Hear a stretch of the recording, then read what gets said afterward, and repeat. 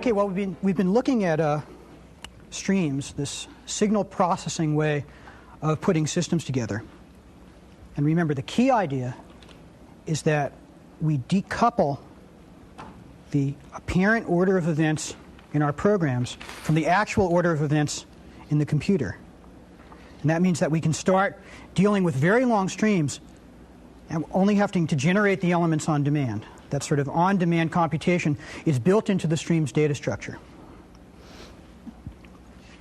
Right, so if we have a very long stream, we only compute what we need. The things only get computed when we actually ask for them. Well, what are examples of actually asking for them? For instance, we might ask for the nth element of a stream. Right, here's a procedure that computes the nth element of a stream, right, an integer n, the nth element of some stream s, and we just recursively walk down the stream. If n is 0, we compute the head.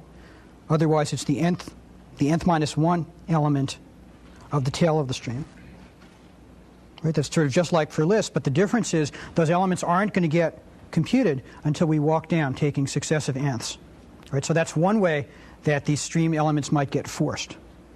All right, and another way, here's a little procedure that prints a stream. We say print a stream. Right, so to print a stream S, well, what do? We print the head of the stream, and that'll cause the head to be computed. And then we recursively print stream the tail of the stream. And if we're already done, maybe we have to return something. How about the message done? Okay, and then, so if you make a stream, you could say, here's this stream, this very long stream, and then you say print the stream, and the elements of the stream will get computed successively as that print calls them. They won't get all computed initially. All right, so in this way we can deal with some very long streams. Well, how long can a stream be? Well, it can be infinitely long. I mean, let's look at an example here on the computer. I could walk up to this computer and I could say, how about the stream of integers starting with some number n. The stream of positive integers starting with some number n. And that's const stream of n onto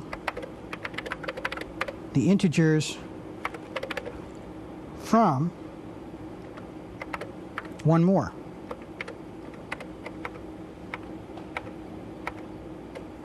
All right, so there are the integers. Then I could say, let's get all the integers. Define the stream of integers to be the integers starting with 1. And now if I say something like, what's the 20th integer?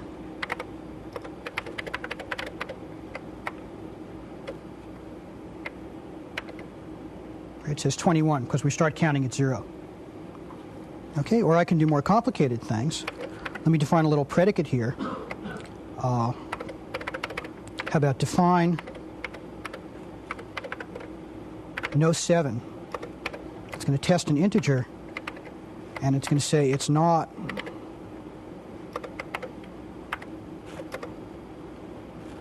if I take the remainder of x by 7,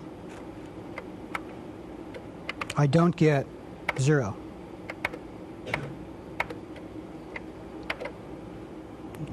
And then I could say define the integers with no 7s to be take all the integers and filter them to have no 7s.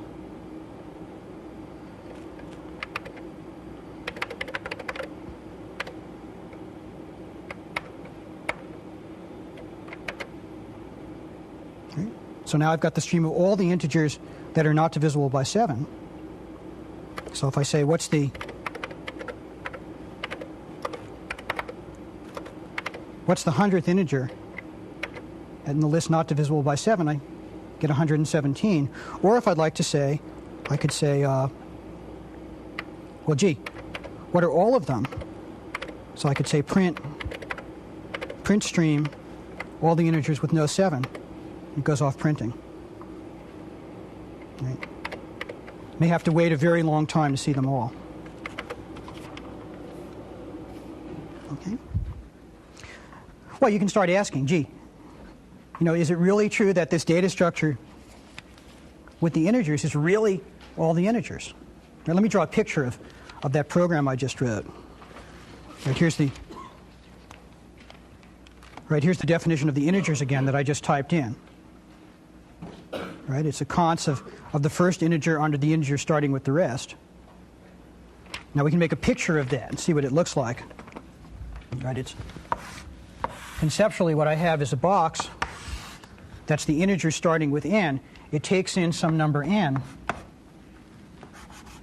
and it's going to return a stream of this infinite stream of all integers starting with n. And what do I do? Well, this is an integers from box. What's it got in it? Well, it takes in this n, and then it increments it, and then it puts the result into recursively another integers from box, takes the result of that and the original n and puts those together with a const and forms a stream.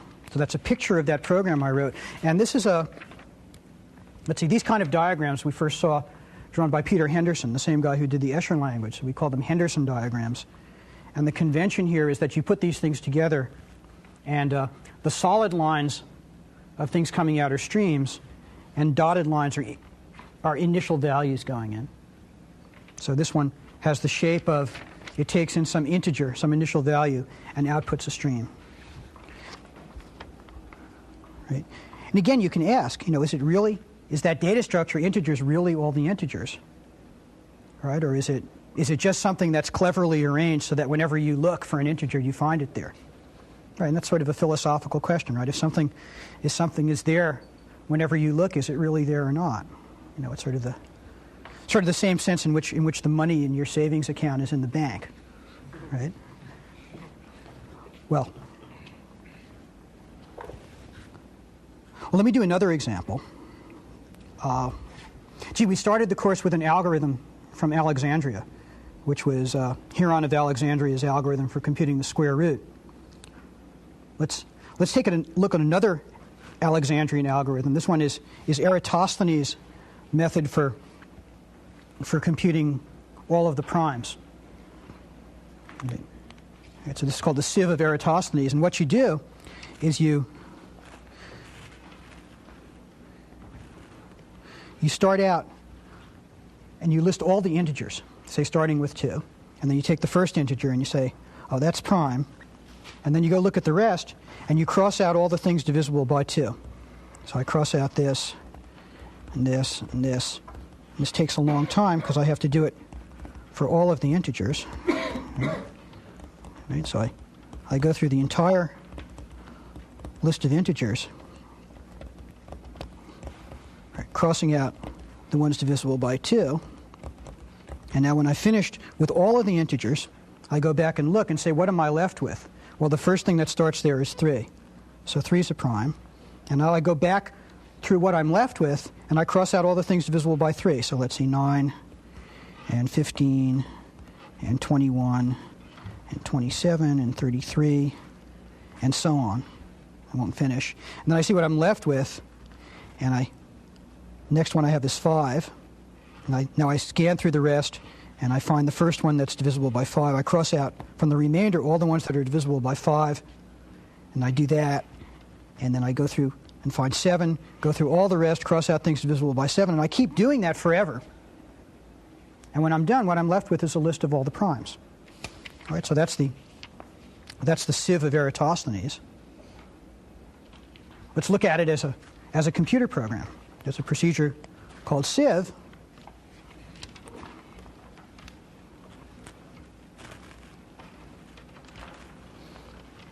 Now I'll just write what I did. Right, I'll say to sieve some stream S,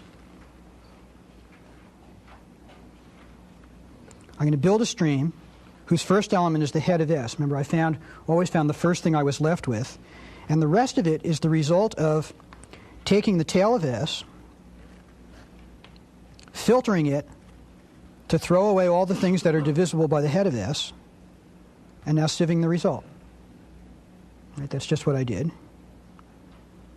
And now, to get the infinite stream of primes, we just sieve all the integers starting from 2.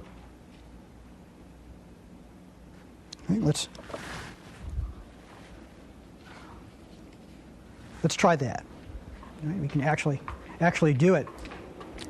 Let's see, I typed in the definition of sieve before, I hope. So I could say something like, define the primes, right, to be the result of sieving the integers starting with 2. Okay. So now I've got this list of primes. That's all of the primes. Right? So, for example, what's the 20th prime in that list?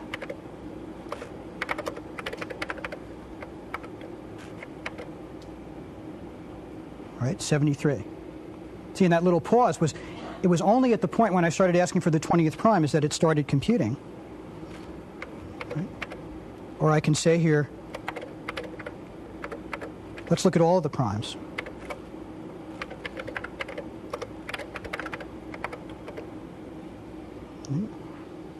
Right, and there it goes computing all of the primes.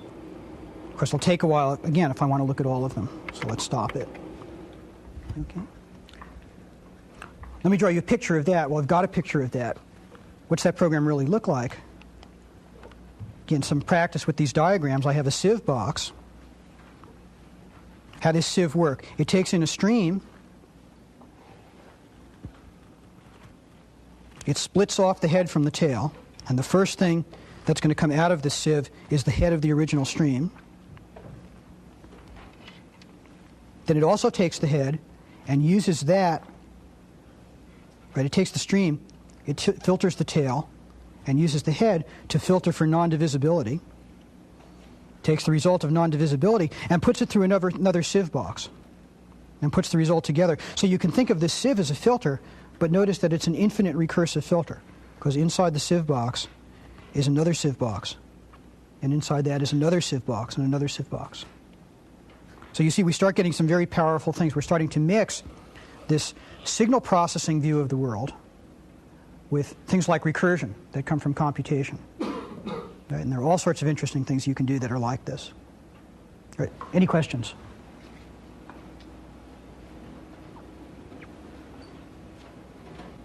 Okay, let's take a break.